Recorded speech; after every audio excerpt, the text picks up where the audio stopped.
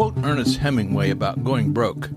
How did you go bankrupt? 2 ways. Gradually, then suddenly. That's something worth remembering as we consider democratic socialism. Hi, I'm Rex Rogers, and this is episode number 269 of Discerning What is Best, a podcast applying unchanging biblical principles in a rapidly changing world and a Christian worldview to current issues in everyday life. Zohran Mamdani winning the mayoralty in New York City put the term democratic socialism on the map. But the term and associated beliefs have been around for about a century. During the 1880s and 1890s, some American socialists began distinguishing themselves from revolutionary Marxists by advocating gradual democratic reform rather than violent revolution. Although the phrase democratic socialism was not yet widespread, the concept was emerging. The movement became much more visible with the formation in 1901 of the Socialist Party of America. Its best-known leader was Eugene V. Debs, who ran for president 5 times between 1900 and 1920. Debs generally described himself as a socialist, not specifically a democratic socialist, but many historians consider his approach an early form of democratic socialism because he sought change through elections, supported constitutional government, rejected political violence, and emphasized workers' rights and public ownership of key industries.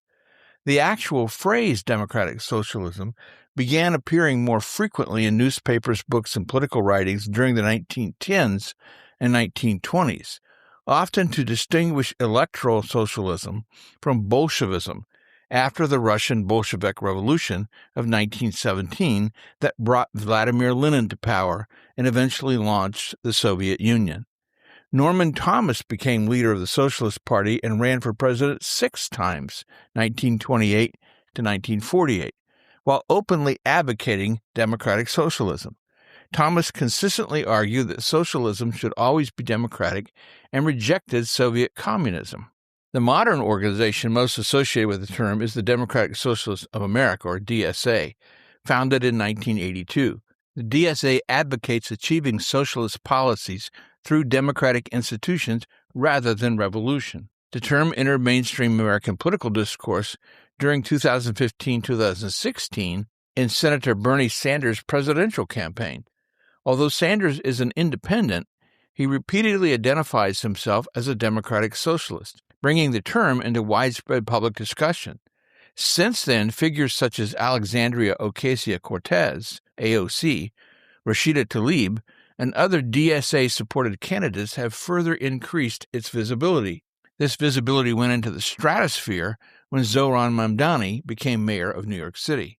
In 2026, the DSA has endorsed about 150 candidates this cycle, according to an analysis by the Washington Examiner, with 35 either winning primaries or advancing without opposition, in races stretching across Oregon, California, Georgia, Pennsylvania, and New York. CNN data analyst Harry Inton pointed to a poll from Marquette Law School that found the DSA now holds higher favorability than sitting congressional Democrats. In his segment, Inton summarized it by saying, simply put, they're more popular than the Democrats currently in charge. Former New York Governor David Paterson warned on radio that the Democrat Party risks something more fundamental than an electoral setback. We'd better get the message and turn it around before we become extinct, he said. Democratic socialists differ at times incrementally but often dramatically from the views held by Democrats. Longtime Democrat political guru James Carville said of one of the New York City DSA candidates, "I don't think that the congressional Democrats should seat her as a member of the Democratic Party. She actually describes herself as a democratic socialist. I don't have anything in common with someone that says that they're against interracial dating or doesn't want to have any incarceration for convicted felons." One New York City DSA primary victor, Avila Chevalier, a pro-Hamas Marxist convert to Islam, wants to abolish ICE and the police and has so much contempt for the United States of America that she has boasted about using the American flag as a napkin. James Carville again said, "This is a bridge too far. That's the only way I can put it. And a bridge I don't want to cross. I think a lot of Democrats feel the same way that I do." And he also responded with his usual crude commentary, "I actually do think it's time for Democrats to talk about the S word, schism, He added that some DSA-aligned candidates have no place in the Democratic Party, and of the broader coalition, I'm not in that blankety-blank political party. The new and now Democratic Socialists are not Democrats. They simply use that phrase, as Bernie Sanders has done, to make their Marxist views somewhat more palatable, a kind of soft socialism in their propaganda. They are not traditional liberals like Bill Clinton. They are something more, what scholars and now what they call themselves leftists. Leftists are typically anti-God, anti-religion, anti-Israel, and anti-Semitic. They assume a victim posture and talk incessantly about the oppressor, usually America, Christians, conservatives, Israel, or Republicans and often Democrats. They want to abolish ICE, defund the police, abolish prisons, and change the U.S. Constitution. They are pro-Hamas, pro-open borders, wish to curtail freedom of speech, and are pro-identity politics and pro-sexual progressivism. Their economics is based on Marxism. They are anti-nationalist, pro-globalist, and they are pro-climate change, of course. Many leftists consider America racist, xenophobic, violent, and imperialistic, and they frequently speak, as former President Barack Obama did recently, about America's presumed birth in slavery, which, though America fought a civil war wherein 750,000 died to end slavery, is for them America's unforgivable sin. Leftists are anti-American, suspicious if not against the 250th anniversary celebration, and they offer a sour, nihilistic outlook on life. Now, Democratic Socialists affirm most of these views. Democratic Socialism generally holds that capitalism creates persistent inequalities and concentrations of economic power. Democratic institutions should be used to achieve a more socialist economy. Essential services such as health care and education should be publicly guaranteed. Many Democratic Socialists are also leftists because they favor redistributive economic policies. Mayor Mamdani is proceeding with plans to seize property, control rents, and increase the taxes on the wealthy to the point many wealthy families have already left or are signaling their intention to move their residents from New York City to other states. At the moment, many traditional Democrats like Carville are reeling. Senator John Fetterman, Democrat of Pennsylvania, has emerged as one of the Democratic Party's most vocal critics of the Democratic Socialists of America and the progressive left, particularly following DSA-backed victories in New York City primaries. Big night for the dirtbag left, Fetterman said.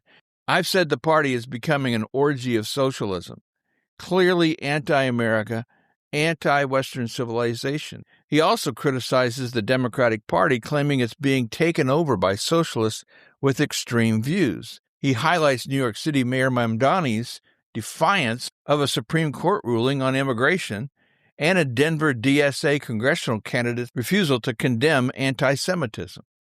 Whether you like Carville or Fetterman's salty approach to calling out the DSA, they are correct in their assessment the DSA does not represent fundamental American values.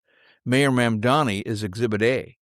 Mayor Mamdani last fall and these recently elected DSA candidates were victorious because most registered New Yorkers, and thus most registered Democrats, did not vote. The vote totals for all these DSA candidates were in the mere single-digit percentiles of all eligible voters. Democratic Socialists, qua leftists, hold views antithetical to the founding ideals of the American constitutional republic. They work with a faulty view of human nature, are motivated by power, and envision a utopia of their own making. But truth be told, remember that word? Reality, remember that word? Socialism has never worked anywhere in any country it has been tried. And worse, millions have suffered and died as a result. Do not be fooled by democratic socialism. It's fool's gold. Well, we'll see you again soon. This podcast is about discerning what is best. If you find this thought-provoking and helpful, follow us on your favorite podcast platform. And for more Christian commentary, see my website, REXM as in Martin, that's rexmrogers.com, or check my YouTube channel at Dr. Rex Rogers. And remember, it is for freedom that Christ has set us free.